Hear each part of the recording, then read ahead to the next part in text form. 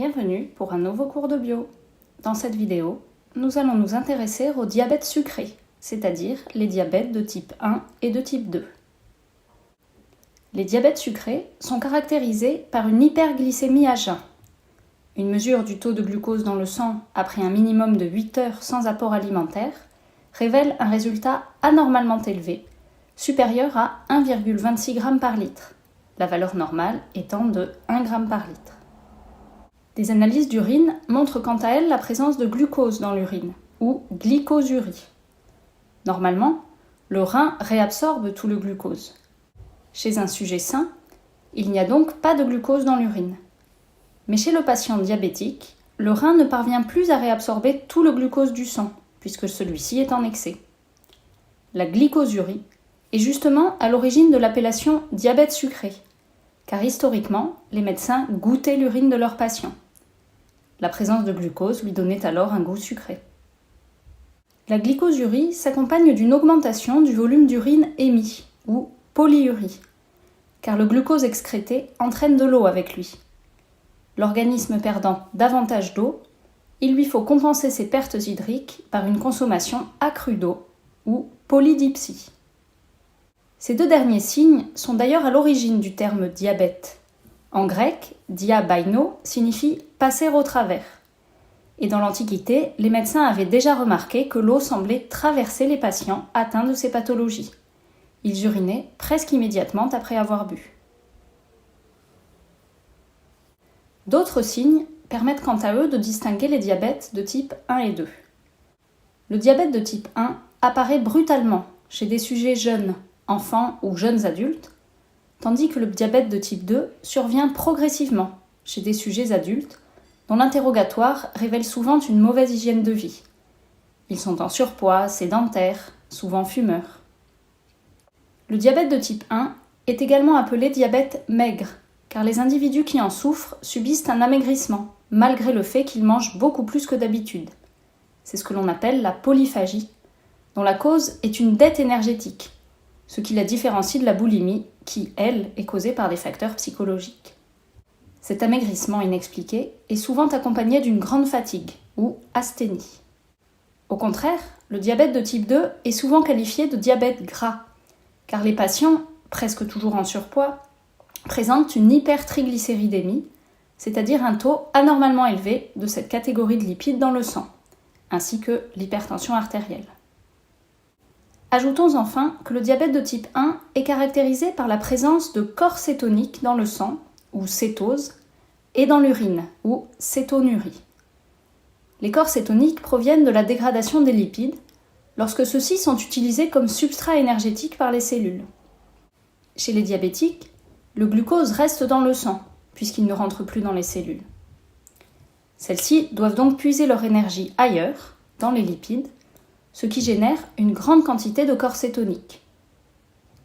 Notons que ce phénomène est physiologique, c'est-à-dire normal, en situation de jeûne ou d'effort physique intense. Mais chez les diabétiques, comme la situation perdure, le pH du sang finit par diminuer, il devient plus acide. On parle donc d'acidocétose. Les diabètes de type 1 et 2 résultent tous deux d'une anomalie de la régulation de la glycémie. Dans le diabète de type 1, les cellules pancréatiques sécrétrices d'insuline, les cellules bêta des îlots de Langerhans, sont progressivement détruites par des cellules immunitaires, les lymphocytes T. Normalement, ces cellules ciblent des éléments potentiellement dangereux pour l'organisme, comme des cellules infectées par un virus. Mais dans le cas du diabète de type 1, les lymphocytes T attaquent l'organisme lui-même. C'est ce que l'on appelle une maladie auto-immune.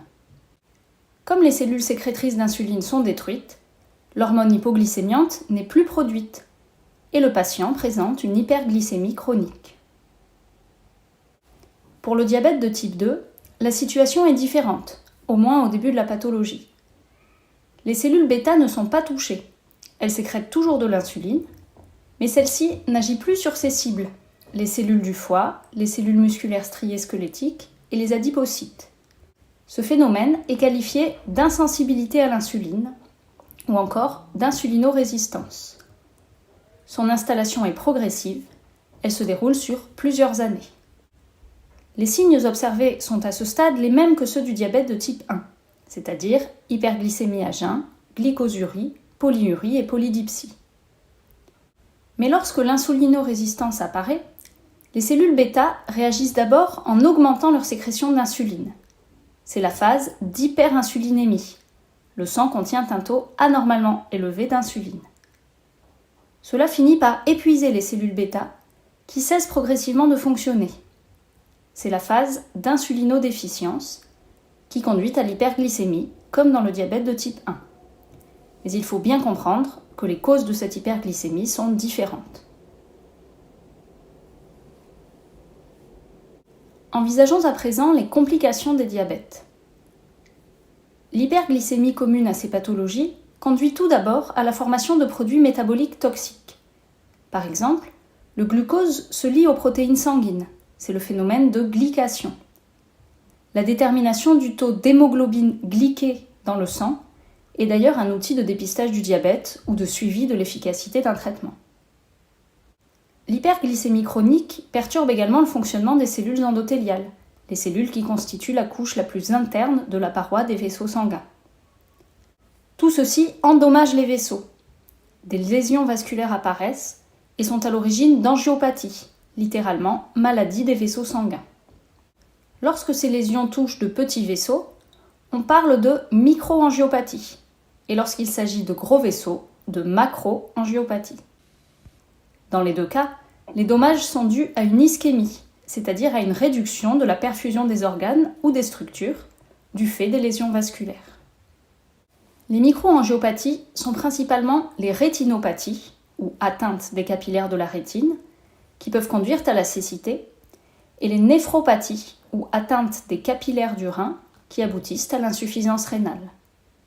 Les microangiopathies concernent enfin les capillaires assurant la perfusion des nerfs, et peuvent donc provoquer des neuropathies, qui sont des atteintes fonctionnelles et ou structurelles des nerfs. Le patient perd sa sensibilité, en particulier au niveau des extrémités des membres, ou au contraire ressent de vives douleurs. Les neuropathies sont justement à l'origine du phénomène appelé pied diabétique. La perte de sensibilité empêche le patient de se rendre compte de l'apparition de petites lésions. En l'absence de soins appropriés, ces blessures s'aggravent, s'infectent, et peuvent finalement conduire à l'amputation du membre inférieur. Dans le cas des macroangiopathies, il s'agit principalement d'atteintes dues à l'athérosclérose, la formation de plaques lipidiques au niveau de l'intima, c'est-à-dire la couche la plus interne de la paroi des vaisseaux. Les lésions vasculaires sont en effet le facteur déclencheur du processus athérogène. Si les artères coronaires sont touchées, on aboutira à une insuffisance cardiaque, transitoire dans le cas de l'angor ou permanente dans le cas de l'infarctus du myocarde. Si l'athérosclérose concerne une artère cérébrale, cela provoquera un accident vasculaire cérébral ou AVC. Enfin, l'atteinte des artères des membres conduit à des artérites ou inflammation des artères qui se traduisent par de vives douleurs. Envisageons maintenant les traitements des diabètes. Le diabète de type 1 est aussi qualifié de diabète insulinodépendant car il nécessite l'injection régulière d'insuline de synthèse pour compenser l'absence d'insuline produite par l'organisme lui-même. C'est ce que l'on nomme l'insulinothérapie. Les patients doivent plusieurs fois par jour doser leur glycémie, par exemple par analyse d'une goutte de sang prélevée au bout du doigt, et adapter ainsi le dosage de leur traitement en fonction du résultat. Des dispositifs sous-cutanés, les pompes à insuline, permettent de faciliter le traitement des patients.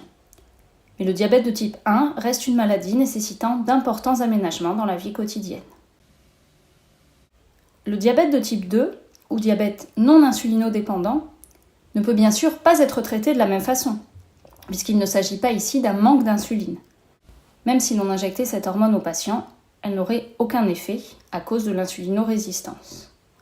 Le principal moyen de normaliser la glycémie chez ces patients est l'adoption d'un régime alimentaire dont les grandes lignes correspondent en fait aux recommandations émises pour la population générale. N'oublions pas que les patients diabétiques de type 2 sont souvent des personnes en surpoids, donc leurs habitudes alimentaires ne sont en général pas très saines. En complément, la pratique régulière d'une activité physique est nécessaire, ainsi que l'arrêt du tabac dans le cas des fumeurs. Toutes ces recommandations sont appelées mesures hygiéno-diététiques. Autrement dit, les diabétiques de type 2 doivent revoir toute leur hygiène de vie, ce qui permet d'ailleurs aussi de traiter l'hypertension artérielle et l'hypertriglycéridémie, souvent associées à ce type de diabète. Il existe enfin quelques médicaments hypoglycémiants autres que l'insuline, mais ils ont souvent une mauvaise tolérance digestive et sont donc utilisés uniquement si nécessaire. En résumé, les diabètes sucrés de type 1 et de type 2 sont tous deux caractérisés par une hyperglycémie à jeun, une glycosurie et une polyurie entraînant une polydipsie. Malgré leurs signes communs, l'origine de ces deux diabètes est bien distincte. Le diabète de type 1 est une maladie auto-immune causée par la destruction des cellules bêta du pancréas par les lymphocytes T. Sans ces cellules, l'organisme ne peut plus produire d'insuline. Le diabète de type 2 est quant à lui dû à l'apparition d'une insulinorésistance. L'insuline est toujours produite par le pancréas, mais elle n'agit plus sur ses cibles. Dans les deux cas, il en résulte une anomalie de régulation de la glycémie qui peut entraîner de graves complications vasculaires. L'hyperglycémie chronique abîme en effet les vaisseaux sanguins, ce qui conduit au développement d'angiopathie. La prise en charge médicale des diabètes sucrés consiste à maintenir un bon équilibre glycémique afin d'éviter ces complications. Le diabète de type 1 est traité par insulinothérapie, tandis que le diabète de type 2 est traité par des mesures hygiéno-diététiques et des médicaments hypoglycémiants autres que l'insuline. Les diabètes sucrés de type 1 et 2 sont les principaux diabètes en termes de nombre de patients atteints, mais ce ne sont pas les seuls qui existent. Pour terminer, je voudrais donc évoquer deux autres types de diabète. Le premier est le diabète gestationnel, qui peut apparaître chez la femme au cours d'une grossesse. Les hormones produites par le placenta induisent en effet une insulinorésistance, comme dans le diabète sucré de type 2. Dans la plupart des cas, cette insulinorésistance est compensée par une augmentation de la sécrétion d'insuline par le pancréas. Mais il arrive que chez certaines femmes, le pancréas ne parvienne pas à suivre, que cette compensation ne suffise pas. Cela entraîne l'apparition d'une hyperglycémie, dangereuse à la fois pour la mère et pour le fœtus. Le diabète gestationnel doit donc être rapidement détecté et pris en charge. L'insulinorésistance disparaît normalement après l'accouchement. Les diabètes sucrés que nous avons abordés dans cette vidéo sont également à distinguer du diabète insipide. Ce dernier est lui aussi caractérisé par une diurèse excessive, compensée par une importante consommation d'eau. Là encore, on a l'impression que l'eau passe à travers le patient, d'où l'appellation de la maladie. Mais il s'agit là des seuls points communs avec les diabètes sucrés. En particulier, le diabète insipide n'induit pas de glycosurie, la présence de glucose dans les urines. Et c'est pour cela qu'il est qualifié de diabète insipide, car les urines n'ont pas leur goût sucré, comme dans le cas des diabètes sucrés. La cause du diabète insipide n'a rien à voir avec les mécanismes de régulation de la glycémie. Cette pathologie résulte en fait d'un trouble endocrinien lié à l'ADH, l'hormone antidiurétique. Cette hormone induit normalement la réabsorption d'eau par le tubule rénal et limite donc les pertes hydriques. Mais en cas de défaut de production de cette hormone, ou si les reins deviennent insensibles à son action, l'eau n'est plus réabsorbée et le volume uriné devient excessif, poussant le patient à boire en grande quantité.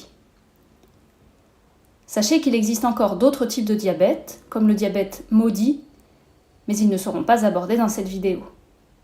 Merci de votre attention, n'oubliez pas de liker cette vidéo si elle vous a plu et de vous abonner. À bientôt pour un autre cours de bio.